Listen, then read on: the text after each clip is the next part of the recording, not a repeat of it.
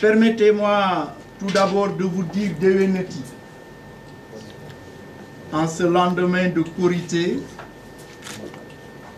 en vous présentant mes meilleurs vœux de paix et de santé. Qu'Allah agrée toutes les dévotions qui ont été accomplies durant le Ramadan et qu'il continue de protéger et de bénir notre cher pays, le Sénégal.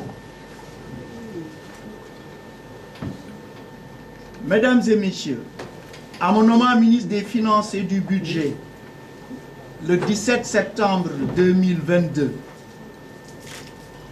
puis en me confirmant 2 fois dans cette fonction, la seconde fois avec un élargissement de mes attributions, le président Macky Sall m'a offert l'opportunité d'amplifier et de parachever mon engagement de plus de 30 ans au sein de ce département. Je me rappelle notre prise de service, c'était en avril 92. Maguenia, Abdourahmane Ba et autres et moi. Je ne sais pas si c'est le 8 avril ou le 15, mais c'est dans l'intervalle, 1992. Je voudrais au moment de passer le relais, lui réitérer mes sincères remerciements pour la confiance qu'il m'a accordée et pour m'avoir permis de contribuer au progrès de notre pays, de même qu'au bien-être de sa population.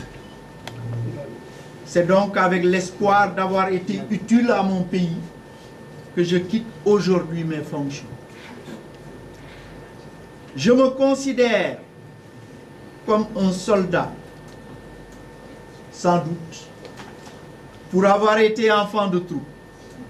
Or, vous le savez, la seule satisfaction du soldat, c'est le sentiment du devoir accompli. L'histoire jugera si nous avons fait correctement notre devoir. Mais, j'ose dire dès à présent, que j'ai eu le privilège de travailler avec des collaborateurs remarquables, des agents compétents et engagés, des soldats comme moi qui se sont battus sans relâche afin que ce pays avance. C'est pourquoi je dis aujourd'hui un grand merci à chaque agent de ce ministère. Merci du fond du cœur. Le travail abattu en 18 mois seulement est le meilleur témoignage de notre amour pour le Sénégal. Les finances publiques ont connu des mutations avec des budgets records d'une année à l'autre. On a atteint les 7003,6 milliards en 2024, après les 4071 milliards en 2019 et les 3022 milliards de 2016. Pour, tout d'abord, assurer la mise en œuvre des investissements structurants majeurs du plan Sénégal émergent, ayant permis un rattrapage infrastructurel avec les 2526 km de route, les 6673 km de pistes de désenclavement, les 189 km d'autoroute, les ponts, le projet pilote de bus rapide transit, la relance du transport ferroviaire avec le train express régional et la réhabilitation de l'axe Dakar-Tambacounda et des villes intérieures. Deuxième point important, ce PSE nous a permis de renforcer la politique d'inclusion sociale à travers les marqueurs sociaux au nombre de 6.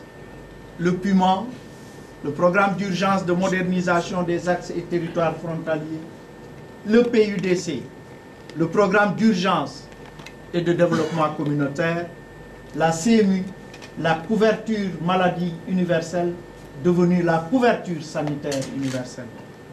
Le programme national de bourse de sécurité familiale et la délégation à l'entrepreneuriat rapide.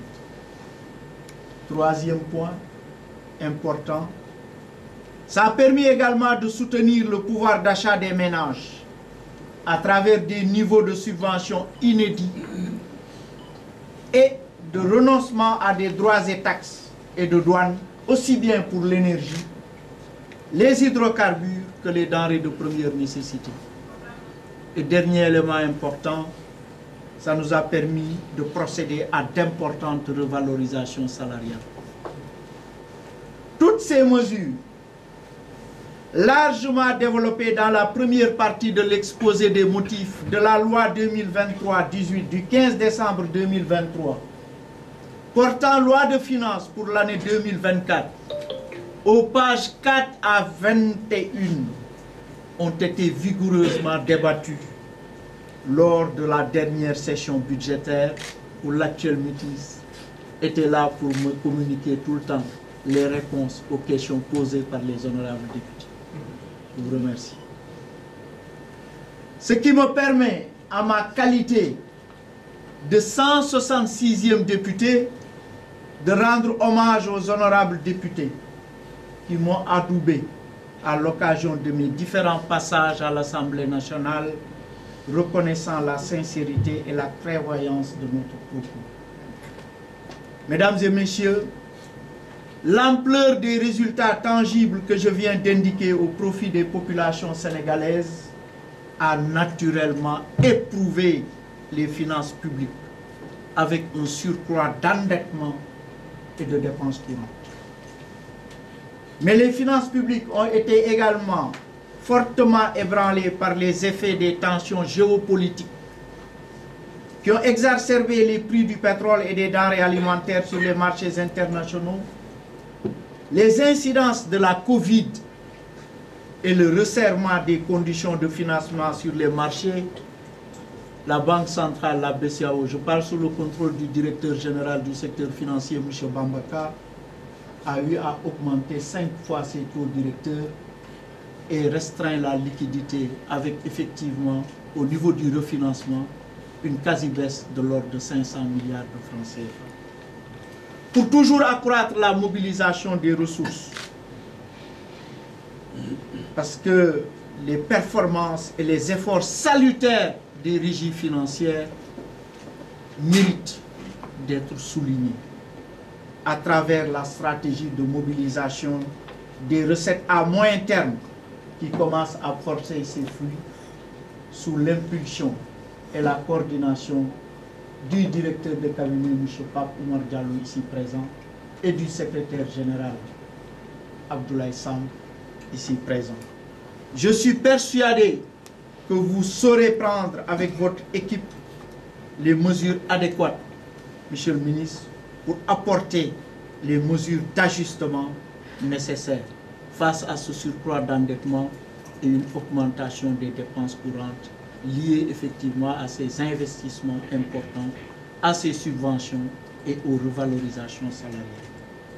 Le budget a connu des mutations profondes dans sa préparation, son élaboration et son exécution avec les budgets programmes qui ont renforcé l'exigence de culture de la gestion axée sur les résultats, de transparence dans la gestion et de reddition des comptes. La production du compte administratif de l'ordonnateur est une réalité.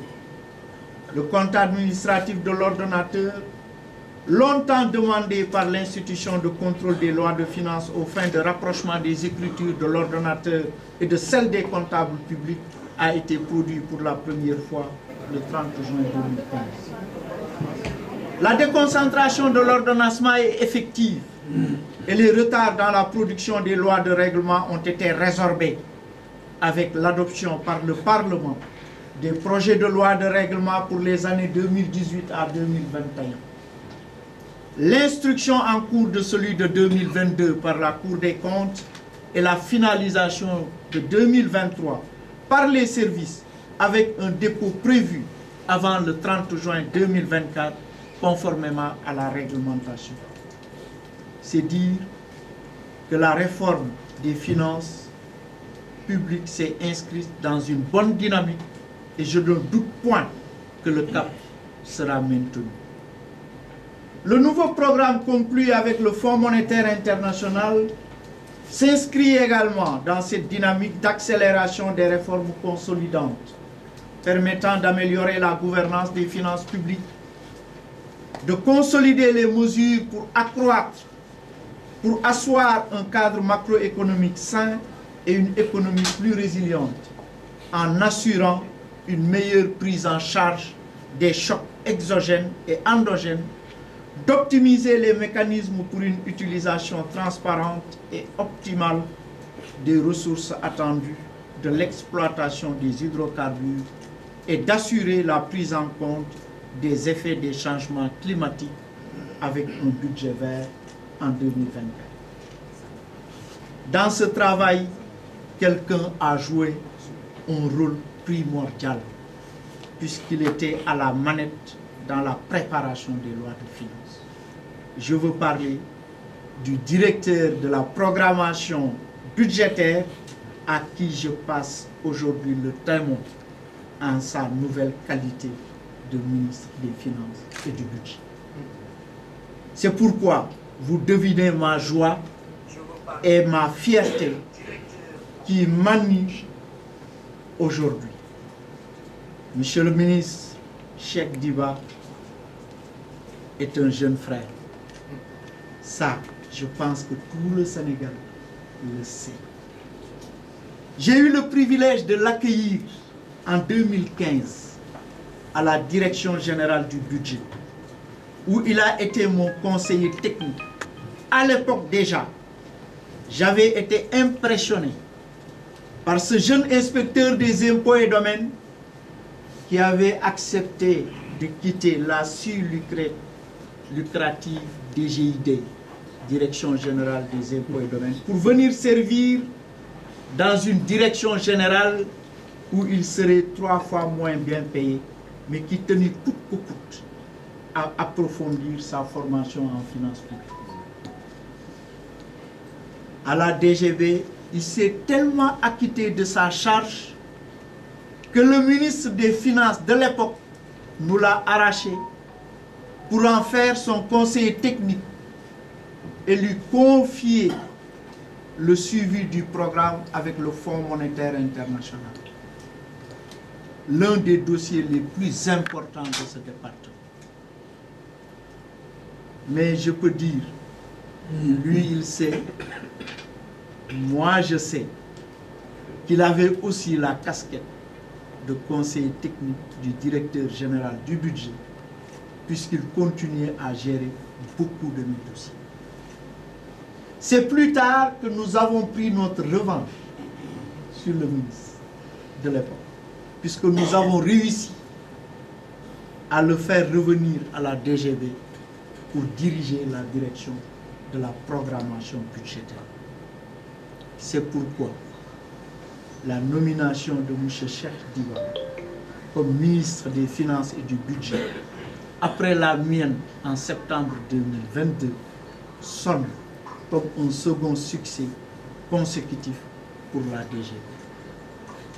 On peut dire que si Diba est à la base un fiscaliste, il a été naturalisé depuis lors à la DGB comme un budgétaire.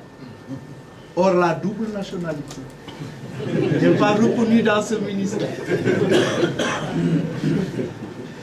C'est pour vous dire, mesdames et messieurs, à quel point le nouveau ministre des Finances et du Budget du Sénégal est un homme compétent, complet et amoureux du travail. Je peux également vous dire de lui aussi, car nous avons développé des relations très personnelles, que c'est un homme droit, un homme bon et généreux, bien élevé et toujours prêt à rechercher des solutions aux moindres problèmes. Monsieur le ministre, je vous transmets le flambeau avec confiance et avec la ferme conviction que vous saurez poursuivre l'œuvre accomplie, à laquelle vous avez du reste contribué en faisant davantage et mieux. Le défi majeur que vous devez et allez relever et la restauration des marges de manœuvre budgétaires de l'État par la maximisation des recettes, la rationalisation des dépenses et une maîtrise de l'endettement. J'ose ce pari sur l'avenir car je connais parfaitement vos excellentes qualités professionnelles et humaines pour les avoir éprouvées et pratiquées. Il ne me reste qu'à vous féliciter pour la confiance que Monsieur le Président de la République, Son Excellence Bassirou Diomaye Diakhar Faye et Monsieur le Premier ministre Ousmane Sonko ont placé en votre personne et a formé pour vous mes meilleurs vœux de succès. Je prie pour que le Seigneur daigne vous accorder sa protection et vous accompagner dans l'exercice de vos éminentes missions à la fois exaltantes et exigeantes. Merci pour tous. Merci pour votre aimable attention.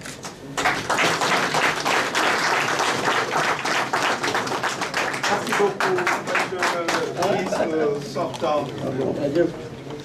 Monsieur le ministre sortant.